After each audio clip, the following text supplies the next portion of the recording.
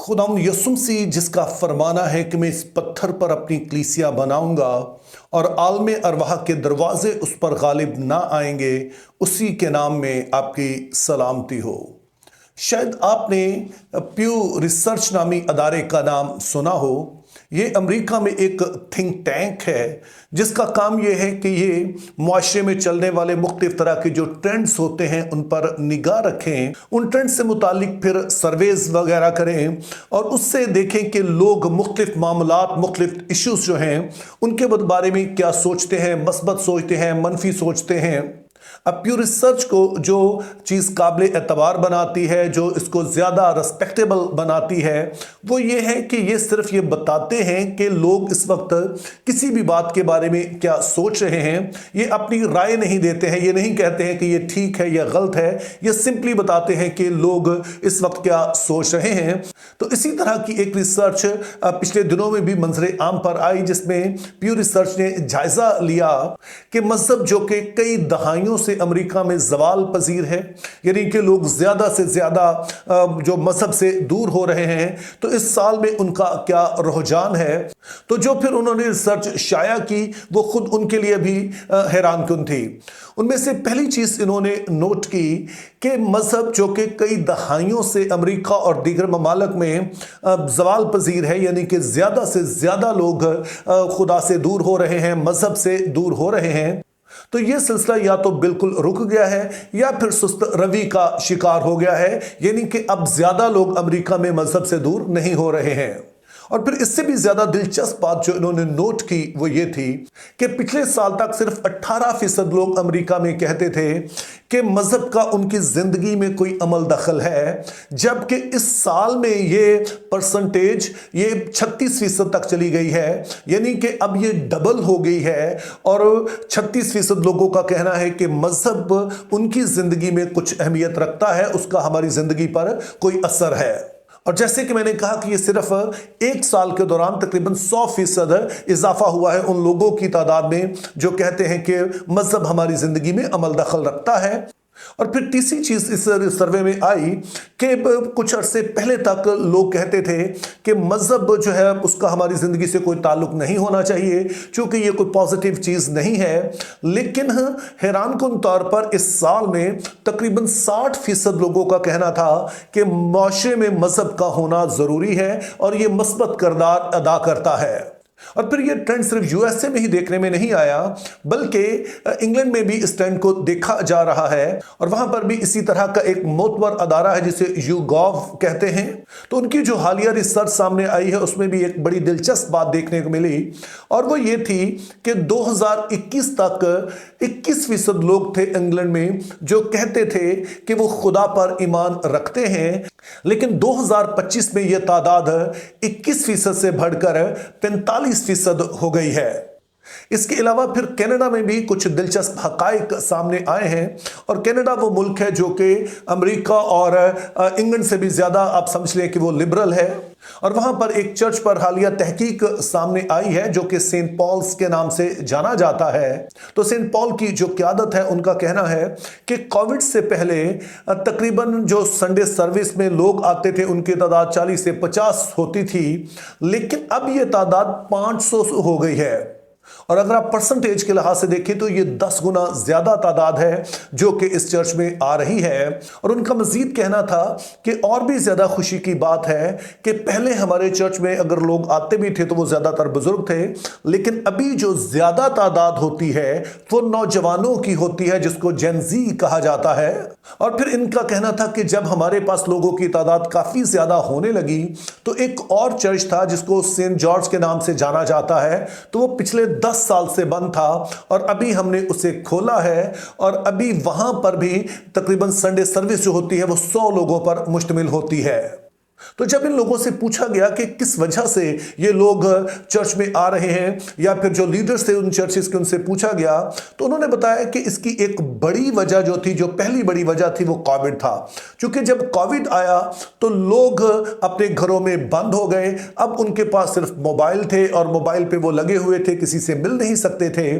तो इस दौरान उन्होंने बहुत सारे लोगों से राब्ते किए और फिर नौजवानों का कहना था, जिनमें से चंद एक इंटरव्यूज मैंने खुद खुद भी सुने कि ऑनलाइन हमारी बहुत सारी दोस्तियां हो गई, लेकिन फिर हमें जल्द ही अंदाजा हो गया कि ये सारा कुछ फेक है। ऑनलाइन जो कुछ हो रहा है, बहुत सारे लोग जो कई तरह के दावे करते हैं, दोस्ती के दावे करते हैं, और तो वो दरअसल कोई दोस्ती नहीं होती है, कोई अपनायत नहीं होती है, वो सिर्फ एक वक्ती ताल्लुक होता है जिसमें कई तरह की बुरी बातें भी शामिल होती हैं। तो वो एक जो नकली एक कम्युनिटी है और उसमें कोई उन्हें मोहब्बत नहीं मिलती है। और फिर एक नौजवान का कहना था कि जब कोविड की वजह से हम बंद थे तो बहुत सारा हमारे पास वक्त था सोचने के लिए। तो वो कहते हैं कि मैंने सोचा कि मेरी जिंदगी का मकसद क्या है, कि मैं इस दुनिया में कर क्या रहा हूं, और किसी भी बात से मुझे कोई मकसद समझ नहीं आया जब तक कि मेरा ताल्लुक खुदा से नहीं जुड़ा है। और तब मुझे पता चला कि जिंदगी बाबानी है। उससे पहले तक सभी कुछ के बारे में मैंने पढ़ा सुना, लेकिन मुझे जिंदगी का कोई मकसद समझ नहीं आया। और इसी तरह से बाज़ लोगों का कहना था कि सारे वक्त के दौरान हमने मुख्तलिफ तरह की जो नजरियात हैं उनको भी पढ़ा, मज़हब का भी हमने जायजा लिया, लेकिन कोई भी चीज़ ऐसी नहीं थी जो हमें तसल्ली देती। और अल्टीमेटली फिर मसीहत थी, चर्च था, जहां पर यह एहसास हमें मिला है, तो इसलिए हम खुदा की तरफ रुजू हुए हैं। तो इस तरह से कोविड पहली वजह बनती है कि जिसकी वजह से हम एक बड़ा टर्न अराउंड देखते हैं। तो इससे जो एक अहम सबक आप सीख सकते हैं वो ये है कि खुदा बुराई में से भलाई पैदा करता है। अगरचे ये वक्त आसान नहीं था, लेकिन इस वक्त को खुदा ने अपने जलाल के लिए इस्तेमाल किया। इस दौरान बहुत सारे लोग खुदावंद की तरफ रुजू हुए।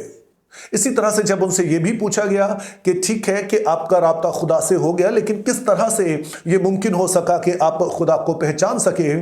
तो उन्होंने बताया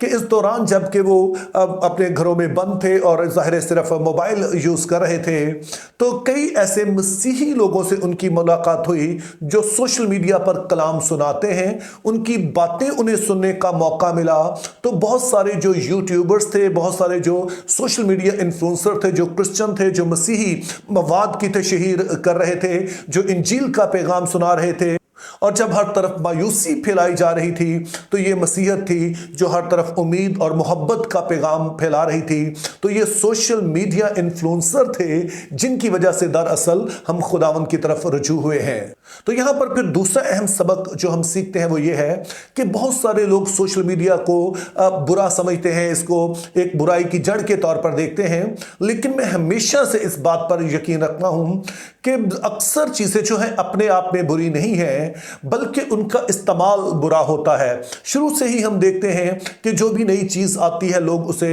बुराई के तौर पर देखते हैं। वो समझते हैं कि यही बुराई की जड़ है, लेकिन असल में बुराई इंसान के अंदर है। और किसी भी चीज का इस्तेमाल आप अच्छा कर सकते हैं या बुरा कर सकते हैं। तो जो नौजवान इस वीडियो को देख रहे हैं उनके लिए ये एक बड़ा ही अच्छा मौका है कि जब दुनिया भर में एक ट्रेंड चल रहा है कि सोशल मीडिया के इस्तेमाल से बहुत सारे लोगों तक पहुंचा जा रहा है, तो शायद आप भी अपने टैलेंट को, आपको खुदा ने जो हुनर दिया है, मोबाइल आप यूज करते हैं, तो इसको खुदा के जलाल के लिए इस्तेमाल कर सकते हैं। और जैसे हमने देखा कि इन ममालिक में एक बड़ा असर इस बात का हुआ है और एक बेदारी की लहर महसूस की जा रही है, तो इसमें आप भी अपना हिस्सा डाल सकते हैं। तो मैं फिर से कहूंगा, अक्सर चीजें वो है जो अपने आप में बुरी नहीं है, उनका इस्तेमाल बुरा है। तो सोशल मीडिया का इस्तेमाल या कोई भी ऐसी चीज है तो उसको आप खुदा के जलाल के लिए कर सकते हैं। और फिर तीसरी जो बड़ी ही दिलचस्प बात देखने में आई वो ये थी कि पिछले कुछ अरसे से कलीसिया ने जो बाइबल का पैगाम है उसे ब्लैक एंड व्हाइट में सुनाना शुरू किया है। इससे मुराद ये है कि इससे पहले कलीसिया कोशिश कर रही थी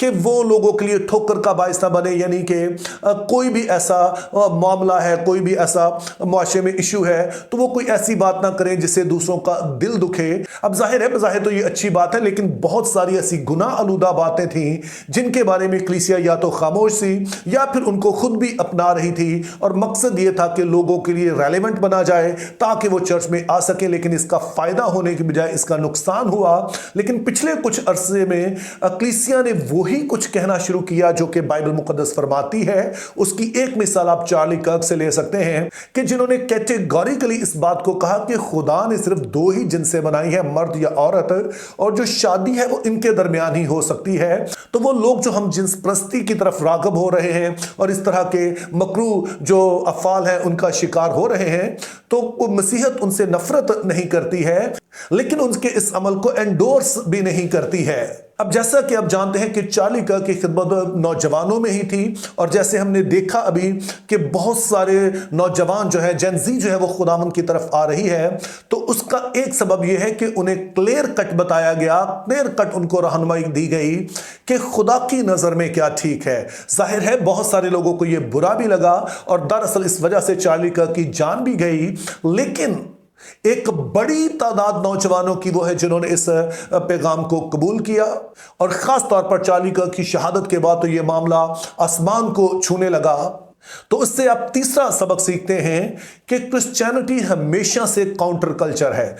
यानी कि खुदा से हटकर जब मुआशरे चलते हैं तो उनमें हर तरह की बुराइयां पाई जाती हैं। तो मसीहों का एक तरफ तो काम है कि वो तमाम लोगों से मोहब्बत रखें, लेकिन इसी मोहब्बत का तकाजा है कि उनको वो बात बताई जाए जो खुदा की नज़र में दुरुस्त है, और खुद भी उन असूल कायदों को अपनाया जाए, एक नमूना बना जाए। जब ऐसा किया जाता है तो बहुत सारे लोग इसकी तरफ अट्रैक्ट होते हैं। तो मैं दोहरा रहा हूं इस बात को, यह दरअसल जॉन स्टॉट की कोटेशन है। उनका कहना है क्रिश्चियनिटी इज काउंटर कल्चर, यानी कि मुआशरे में जो रुझानात चल रहे हैं उनमें से बहुत सारे वो होते हैं जो कि बाइबल मुकद्दस की रूह से दुरुस्त नहीं होते हैं। तो हमने उन बातों को एंडोर्स करने की बजाय उनको हाईलाइट करना है ताकि लोग मसीह की तरफ रुजू हों। और अब जब कलीसिया ने ऐसा करना शुरू किया है तो बहुत सारे लोग मसीहत की तालीम को जान भी पा रहे हैं और उसे कबूल भी कर रहे हैं। तो मेरे अजीजों, आप जो इस वीडियो को देख रहे हैं, मैं आपसे कहना चाहता हूं कि बाइबल का खुदा कभी हारता नहीं है। मसीहत पर बहुत सारी ऊंच नीच आई है, लेकिन मसीहत हमेशा फतेहमंद हुई है, क्योंकि ये खुदा की तरफ से कायम की गई है। और जैसे यीशु मसीह ने कहा कि आलम अरवा के दरवाजे इस पर गालिब नहीं आते हैं, लेकिन दूसरी तरफ खुदा के लोग होने के नाते हमारा भी फर्ज है कि हम अपने हिस्से का किरदार अदा करें। तो मेरी दुआ है कि खुदा हम सबको फजल दे कि हम बेदारी की इस लहर का हिस्सा बन सकें, ताकि जब खुदावंद यीशु मसीह आते हैं तो वो हमसे कहें, शाबाश अच्छे और दयानदार नौकर। Think biblically, live purposefully, have a very good day.